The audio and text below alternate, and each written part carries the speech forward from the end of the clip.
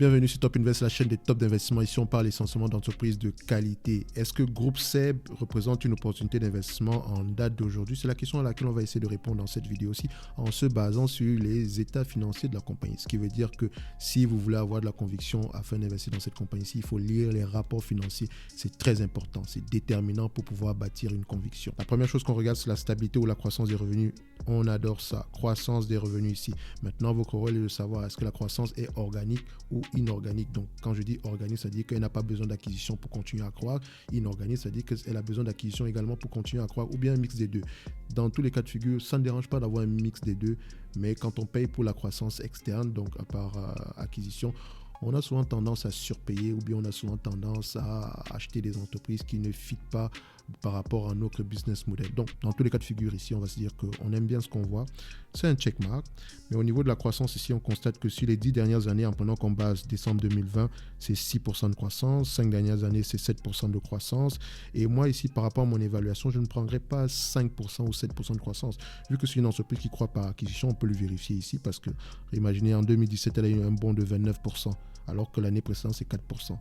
Elle a clairement fait une acquisition cette année. Ça se voit, c'est clair et net. Vous allez peut-être le voir au niveau également de la dette. Donc, ici, je prendrai comme croissance 3%. D'accord? Ça, c'est moi qui le dis. 3%. C'est ce que les analystes pensent. Et on va essayer de rester dans la même tendance que les analystes parce qu'eux, ils suivent l'entreprise tous les jours. Si on avait plutôt une croissance de 40%, je me serais dit, oula, il y a quelque chose qui ne marche pas. On a l'habitude d'avoir des 7% de croissance et d'ici là, à 5 ans, on va faire 40% de croissance.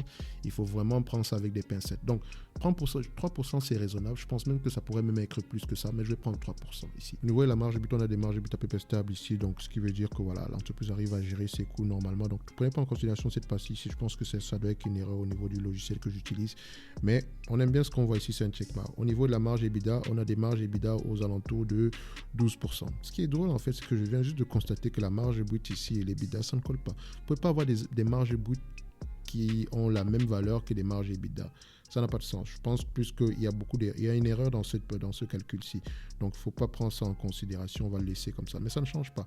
Dans le sens où je pense que la marge EBITDA, je l'ai vérifiée également parce que je check toujours au niveau des calculs, au niveau de l'entreprise même et sur plusieurs logiciels. Donc, la marge brute, je n'ai juste pas prêté attention par rapport à ça. Mais on va se limiter à la marge EBITDA ici. On aime bien ce qu'on voit ici. C'est un checkmark.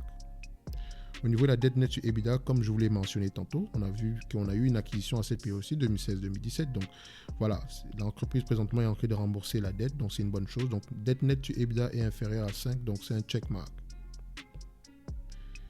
Maintenant, au niveau des marges, qu'est-ce que je vais prendre en considération comme marge? Ici, on se rend compte que l'entreprise a l'habitude d'avoir des marges aux alentours de 6%.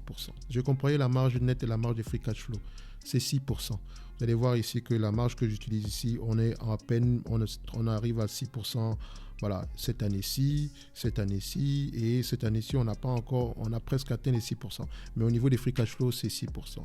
Donc, on va le prendre 6% ici. On va rester optimiste, d'accord? C'est une belle entreprise. Il faut déjà se dire la vérité. Donc, on va prendre 6% pour les marges. Maintenant, pour les multiples, qu'est-ce qu'on va utiliser? La moyenne, c'est 18. Donc, on va se dire 19 ici. Le plus haut, c'est 34. En date d'aujourd'hui, on est à 14. Donc, moi, qu'est-ce que je vais utiliser ici au niveau de la moyenne? Alors, moi, personnellement, je vais prendre 20, 22, 25. D'accord? Pourquoi est-ce que je prends 20, 22, 25? Vous remarquez ici qu'on a 20 ici. 22, on y arrive également. 25, on arrive généralement. Donc, on a atteint ces niveaux-là à cette période-ci, à cette période-ci et à cette période-ci. Donc, il y a de fortes chances qu'on revienne dessus. Donc, 20, 22, 25, ça sera les multiples que moi, je vais utiliser. Maintenant, au niveau de l'évaluation, ça donne quoi? Premièrement, revenu, 8 milliards. D'accord? 8 milliards ici. 6% de 8 milliards, ça donne 480 millions. D'accord? Et comme croissance, je vais prendre 3% de croissance sur les 5 prochaines années. Ça revient à multiplier cette partie-ci ici par 1,6. D'accord?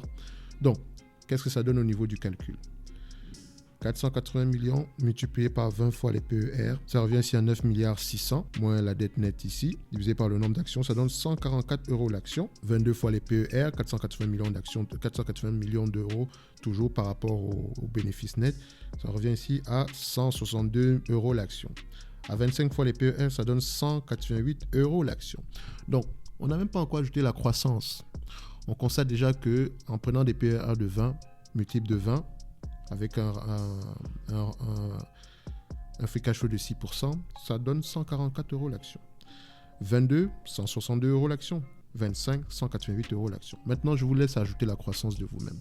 Vous allez remarquer que si vous ajoutez la croissance si vous ajoutez une croissance de 3% uniquement sur dépendamment du PER que vous allez choisir, on va prendre 188 multiplié par 1,16 ici. Donc, on va se dire qu'au plus haut, l'entreprise pourrait valoir 216 € l'action. Mais attention, en multipliant directement ce montant-ci par 216, je prends également en considération implicitement que la dette nette augmente de 1,16. Attention, ce qui rend encore ce calcul-ci encore plus pessimiste. Donc, c'est une bonne chose. On ne veut pas avoir précisément raison. On va avoir le moins de tort possible. Donc, 216 € l'action, c'est ma marge supérieure. D'accord? Donc, si on le prend maintenant avec 22 fois les PER, donc on va se dire ici 162 € multiplié par 1,16, ça revient aussi à 187 € l'action. 187 € l'action. Donc, voilà. Maintenant, à vous de voir. Entre 25 fois les PER et 22 fois les PER, qu'est-ce qui est plus probable? Moi, je vais me dire que je vais rester aux alentours de 22 fois les PER. On va rester à ce niveau-ci. Donc, c'est 187 € que je vais prendre. Donc, si c'est 187 €, est-ce que l'entreprise représente une opportunité d'investissement en date d'aujourd'hui? Évidemment que oui. On constate clairement qu'on est à 122 € l'action ici. Donc, on est à 122 € l'action ici. Donc, si on est à 122 € l'action, ça veut dire que on a à peu près ici une décote en date d'aujourd'hui par rapport au prix que j'avais tantôt fixé. On a une décote à peu près de 35%. Donc, j'aime bien ce que je vois ici aujourd'hui. Donc, ça sera vraiment un checkmark. Donc, SEB représente une opportunité d'investissement. Maintenant, cette opportunité-là dépend des marges de 6%, ne dépend pas d'une quelconque croissance. Donc, on reste à 8 milliards de manière perpétuelle, au moins sur les 5 prochaines années. Si vous ajoutez également la croissance, ça va nous donner encore une valeur plus élevée. Donc, tout dépend du PER, 20, 22 ou 25, de la marge des free cash flow de 6% stable et également d'une hypothétique croissance de 3%. On a vu ici que l'entreprise a clairement une croissance plus élevée que ça, donc c'est fort probable. Donc, on se dira même qu'on a même la possibilité d'atteindre un prix aux alentours des 216 € l'action. Donc, je ne vais pas être très, très optimiste. On va essayer de rester équilibré. Donc, déjà à 122 €, je pense qu'on a une opportunité d'investissement ici par rapport à cette entreprise. Donc, dites-moi en commentaire ce que vous en pensez. Donc, vous pouvez avoir un avis contraire, hein, ceci n'est que mon avis. Mais pour investir dans cette compagnie-ci, on ne va pas se limiter juste à des calculs. Il faut absolument également faire parler les chiffres. Donc, il faut lire les rapports financiers. Vous n'avez pas le choix. C'est très important. Donc, pourquoi? Parce que là, vous allez savoir quel sera peut-être l'impact de l'inflation, des matières premières. Est-ce qu'elle va pouvoir passer le prix de l'augmentation des matières premières aux consommateurs? Quel est le niveau moyen de revenus de ces consommateurs? Est-ce que l'inflation aura un impact sur le pouvoir d'achat de ces consommateurs et comment est-ce qu'elle peut voir ça? Donc, il y a beaucoup de questions à poser quand vous allez lire les rapports financiers. C'est très important. Alors, on se donne rendez-vous à la prochaine vidéo. D'ici là, portez-vous bien. Merci.